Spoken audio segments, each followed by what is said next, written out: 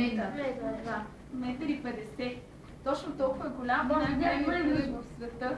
Метър и 50. Можете ли да си представите голяма колкото нея? Обаче се храни само с плодове, т.е. той не е, изглежда малко страшничко, но всъщност въобще не е страшен. Добре де, има много прилепи по този свят и те се хранят с всичко, каквото се сетите. Знаете ли, има дори един прилеп, който се храни, няма да повярвате, но се храни с жаби.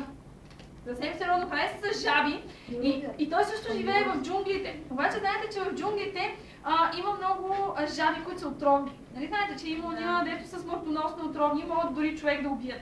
Как тогава този прилеп разбира точно къде се, точно кои жаби може да изяде? Представете си, това е нашия прилеп. Той лети, казва се Трахопс цинереопс. Или, как да го преведа на български? Добре, жабояден прилеп. Нека да го кажем така, нашия жабояден прилеп. Лети си, той е малко грозичък, един такъв тук с ни брадавички. Обаче, те не са случайно тия брадавички, нищо в природата не е случайно.